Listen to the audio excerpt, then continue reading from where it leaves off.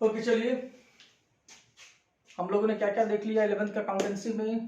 तो basic definitions, meaning वगैरह, rule देख लिया। अब आज हम लोग शुरू करने वाले हैं सबसे इंपॉर्टेंट चैप्टर, ठीक है, ना कि सिर्फ 11th के अकाउंट्स के लिए, आपके पूरे अकाउंटेंसी फील्ड के लिए।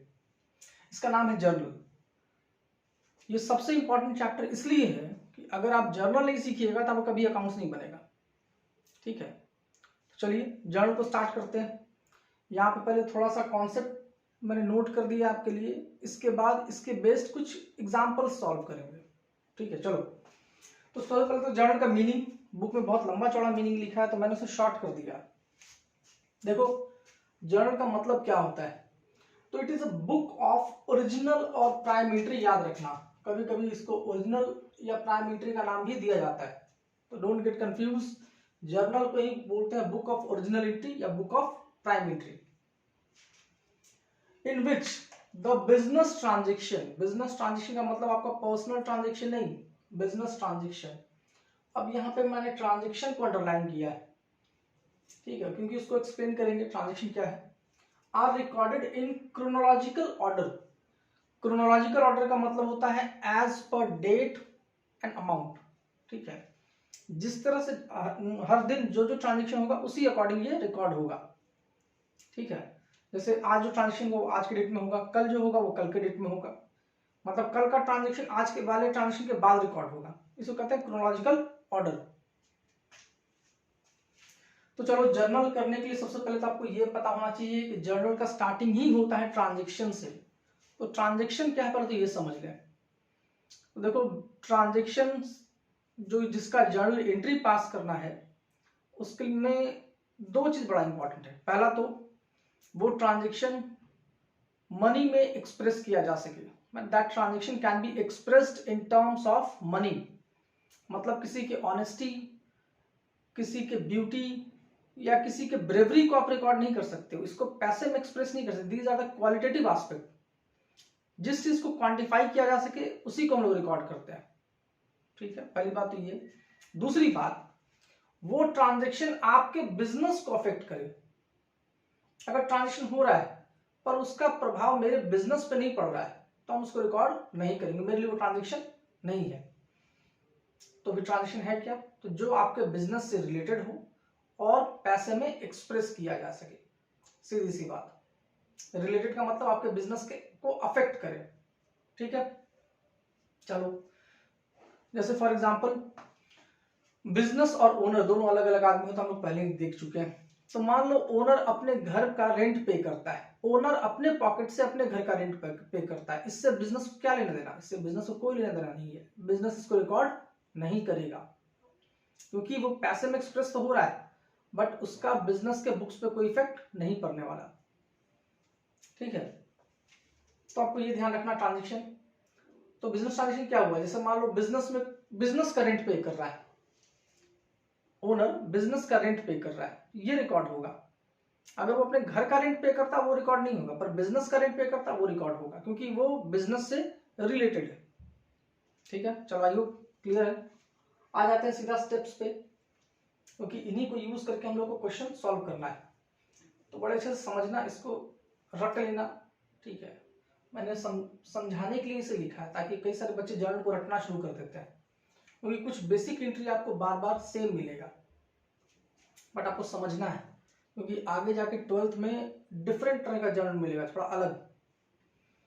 सबसे पहला स्टेप होता है जर्नलाइज करने का, वो होता है identify the transaction and recognise the account involve. सबसे पहले तो आप ट्रांजेक्शन को आइडेंटिफाई करो, मतलब कि वो ट्रांजेक्शन जो आपके बिजनेस से रिलेटेड हो, जिसको आप रिकॉर्ड कर सको, वो ट्रांजेक्शन। एक बार ट्रांजेक्शन आइडेंटिफाई हो गया, उसके बाद आप क्या करो, अकाउंट जो इन्वॉल्व है उसको ढूंढो, कम से कम 2 अकाउंट। अभी हम लोग सिंपल देख रहे हैं, सिंपल एंट्री, तो 2 ही अकाउंट मिलेगा, आगे कंपाउंड देखेंगे तो 2 से ज्यादा ही मिलेगा। तो कम से कम 2 अकाउंट होना चाहिए।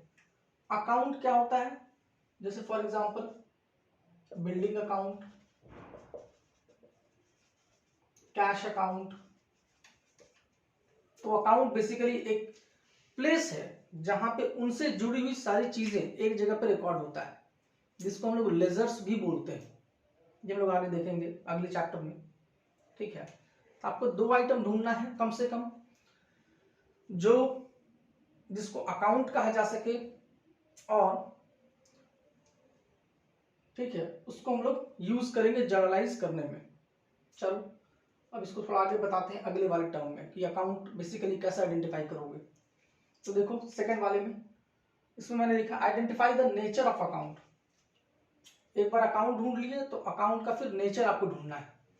मतलब कि अकाउंट वही हो सकता है जो 4 में से कोई एक में फॉल करे। हम लोग 4 नेचर पढ़े अकाउंट्स में, मैंने आपको स्टार्टिंग में ही कहा था कि मॉडर्न रूल फॉलो कर रहे हैं हम लोग, और मॉडर्न रूल पूरे अकाउंट्स को 4 कैटेगरी में बांटता है, इसको याद रखना है।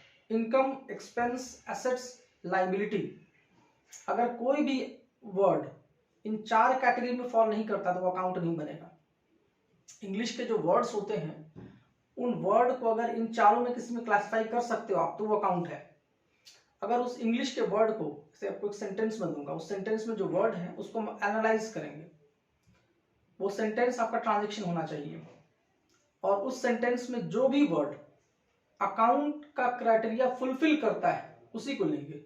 अकाउंट बनने का क्राइटेरिया क्या है? 4 में से कोई एक नेचर में होना चाहिए, इनकम, एक्सपेंस, एसेट्स, लायबिलिटी।